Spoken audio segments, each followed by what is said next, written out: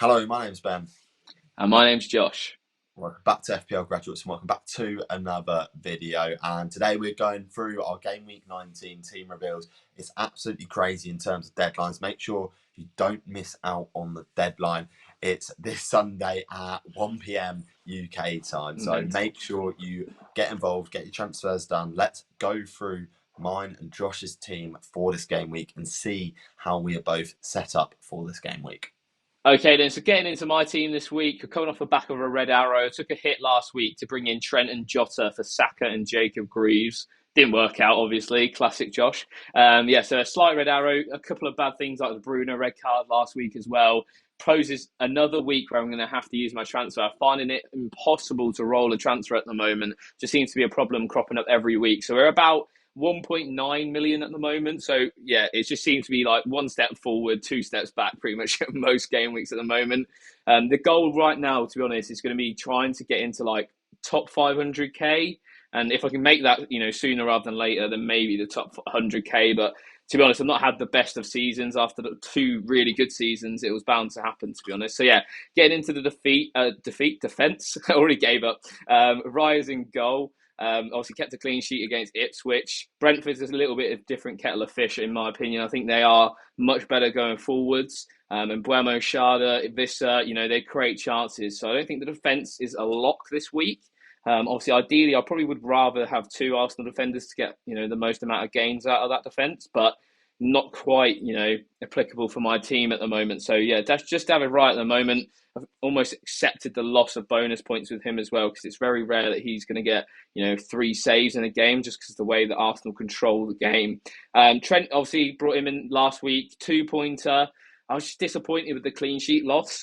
Leicester only had 5 touches in the opposition box going forwards in the whole 90 minutes last week. So for them to concede, that is super poor from a Liverpool standpoint. And Arne Slot sort of brought that up in his post-match interview.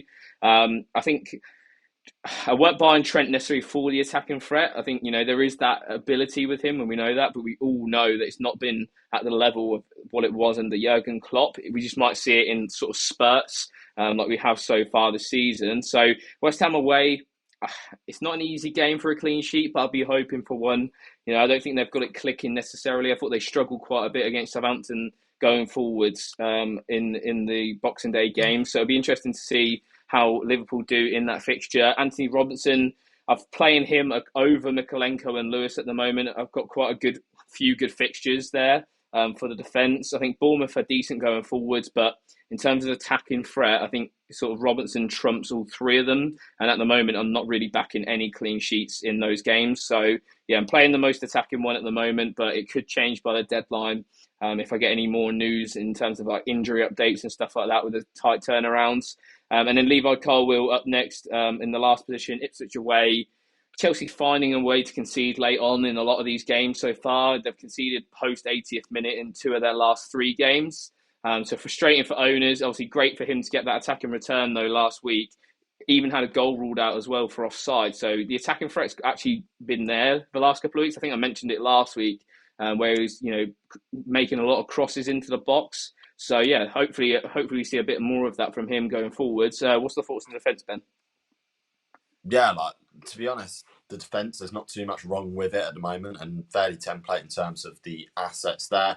Of course, you'd like to hope that you'd be able to make more gains from the Arsenal defence, but there has been so many issues with your team that you've not really had a chance to get in that second Arsenal defender, which in an ideal world would have been the plan to do, but obviously not just come to fruition as of yet. And you've obviously sort of made that move on opting for Trent for not potentially the attacking returns, but to make a little bit more coverage within that Liverpool team, which is understandable given how good that they are looking at the moment. But yeah, like in terms of the rest of the defence, Robinson is one that I'm probably a little bit jealous of not owning myself, but you can't have everyone. And Robinson has looked good, but he's also sort of been slightly overperforming in terms of what we expect from him. So that's one to bear in mind. And I think he's a sort of player that can return really against anyone because he is that quality. So we'll just have to wait and see. So in my opinion, I see a couple of clean sheets in there yet again. But I don't see everyone getting returns. Like I struggle to see, potentially a return from even someone like Levi Colwill because Chelsea are conceding sort of a little bit of a rate. So let's just wait and see. But saying that, you could end up coming out this week with 4 clean sheets. You just never know because, all 4 teams have been fairly solid at all different points so far this season. Okay, then so moving on to the midfield, and this is sort of the problem area at the moment, obviously with that Bruno Fernandes suspension.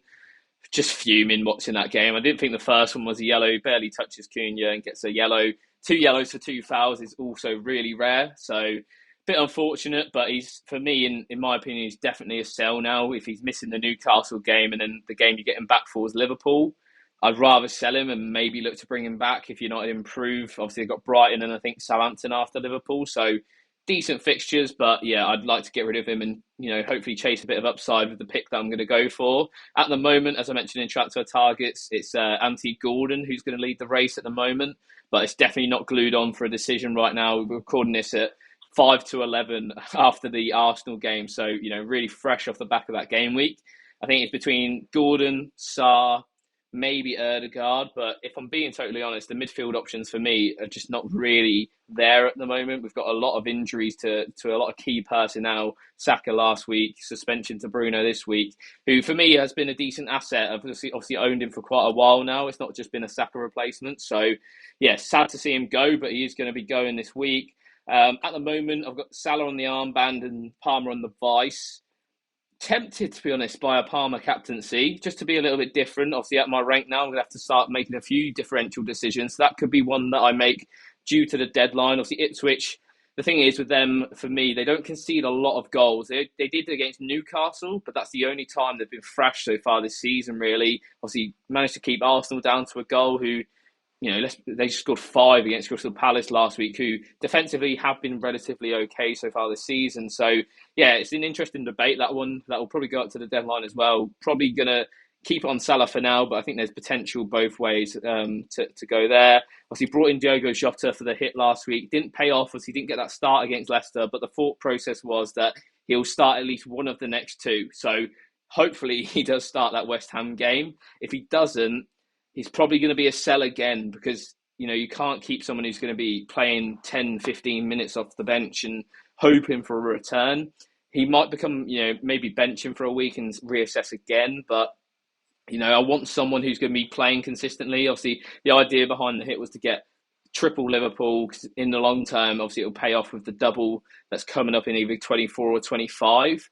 So yeah, that was the thinking behind the move. Obviously, didn't pay off last week, but I'm fairly confident that this move, bringing in Trent and Jota, will pay off in the long term. Obviously, Liverpool looks so good right now, and it seems to be scattered around the team. So I'm just hoping that Trent and Jota get a bit of that in the upcoming game weeks. What's the thoughts in the midfield and the potential transfer plans for Bruno?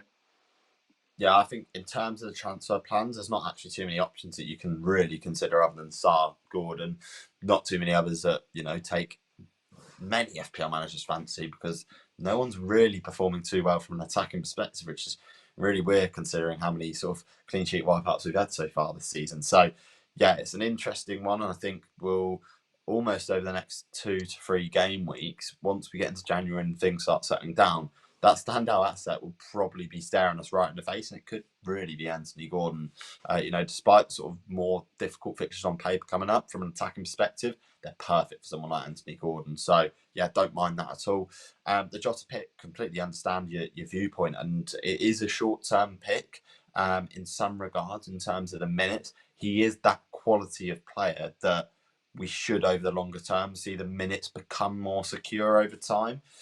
I think, to be honest, we, for those that went for Jota, maybe 1 week too early with sort of the minutes that we're seeing. And, we could have sort of, foresight's a wonderful thing. We could have predicted that Jota was not going to get that many minutes. And, the risk was really 50-50 with that call. But, I think off the back of this game week, maybe slightly reactionary to say that he's an immediate sell because he could then start this game week, bag 2 goals, and then you go and he's essential. So yeah, it's one of 2 ways with Jota. He's either really explosive or he gets 1 point. So yeah, a difficult one. Like over the next 2 to 3 game weeks, you'll see whether he is sort of worth sort of keeping within the medium term. But it's one that for now you can't make too much of a decision on. But yeah, like I said, the captaincy decision is really interesting.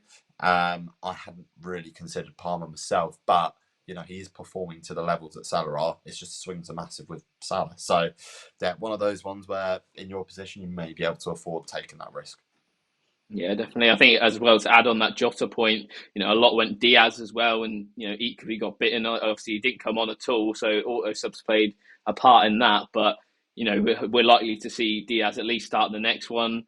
I'd hope that Diaz and Jota play. It sort of makes sense with Jota playing down the middle. I didn't think Darwin Núñez had the best game either, so sort of opens that up. Obviously, we have seen Diaz play down the middle as well, and Cody Gakpo's playing so well. It's just such a shame that he's a forward in FPL because obviously, he's been playing down the middle a little bit last season. And the Klopp, it'd be so good as a midfielder in the game, but just not quite there yet.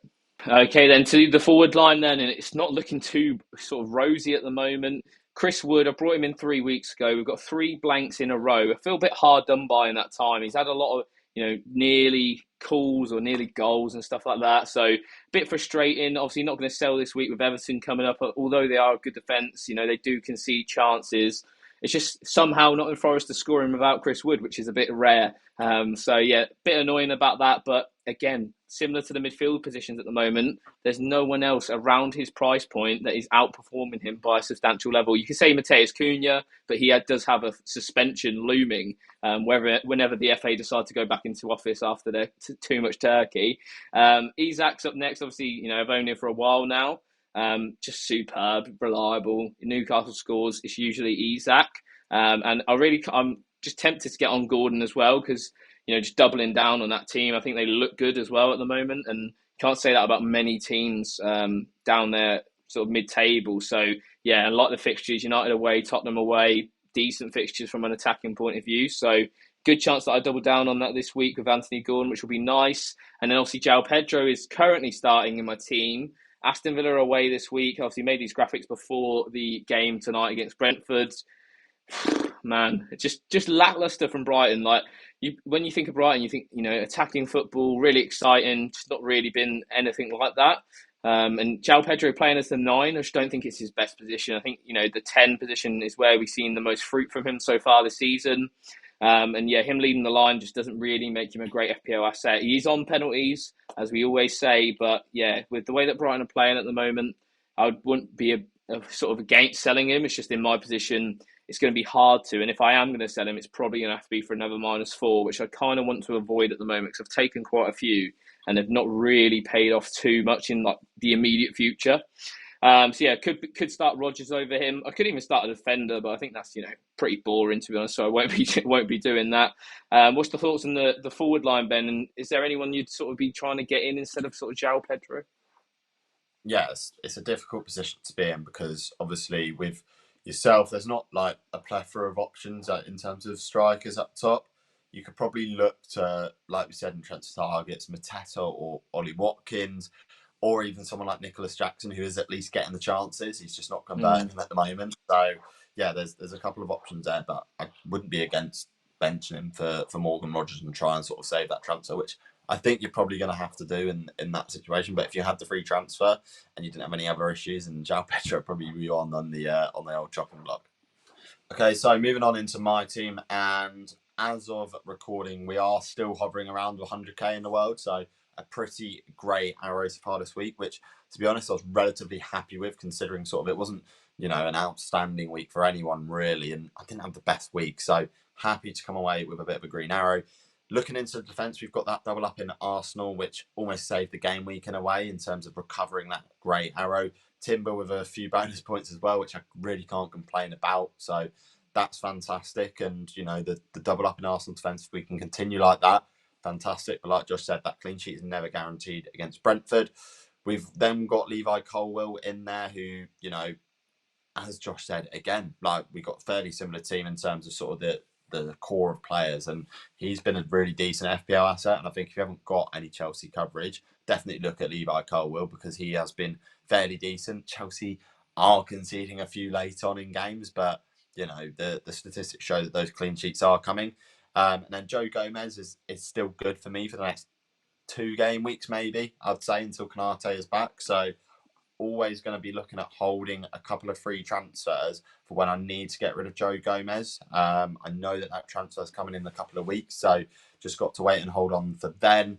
At the moment, I've got 3 free transfers. So if I can get away with making 1 free transfer this week in my team, it'll be fantastic. It'll probably be one of those guys in the forward line, but sort of yet to make that decision so far. Josh, what's the thoughts on the defence? Yeah, so yeah, similar to my defence, really. Obviously, Arsenal, Chelsea, and Liverpool boys. I think I agree with Gomez. I think you've still got at least a couple of weeks minimum. Obviously, Konate's still not in training, so yeah, I doubt they rush him back, especially with how well Joe Gomez is playing at the moment. I've been really impressed when I've watched him. So yeah, a nice pick and obviously a cheap route into that Liverpool defence, like we said all those weeks ago when he became that option. And yeah, Timber, just fantastic value, getting those bonus points over Gabriel and Saliba. I think the value of him at 5.55 or 5.6 or whatever he is now is just so good, and you could argue a lot better than Gabriel and Saliba when he doesn't get those attack and returns. But yeah, obviously Gabriel sort of leading the way with those big hauls. Okay, so moving on into the midfield, and at the moment, Salah is on the captaincy. To be honest, I haven't thought about captain and Palmer until Josh said it, so I don't think I'm going to change before the deadline. 2 fairly good fixtures, but Salah is just on such good form that I'm not going to ignore that.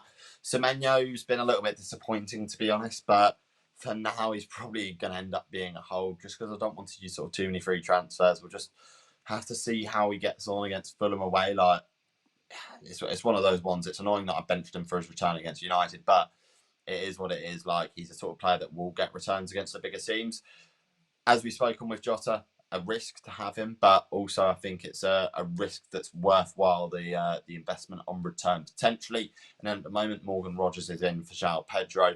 The thought process is potentially transferring out João Pedro this week, maybe benching Rogers. We'll just have to wait and see. In an ideal world, really, I probably could get away with not making the free transfer. So, yeah, if it does look like João Pedro is going to drop in price, I maybe would bite the bullet to bring someone in.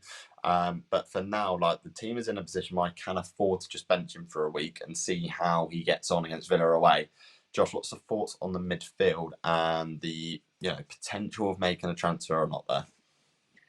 Yeah, I think the midfield's decent. There's a couple of problems maybe arising soon. I think Semenyo is one of those ones that he tends to play well against the bigger teams and not so well against the smaller teams. I think that sort of correlates with his return so far this season. When I think about, Arsenal, City, United, getting returns against those guys and not really elsewhere.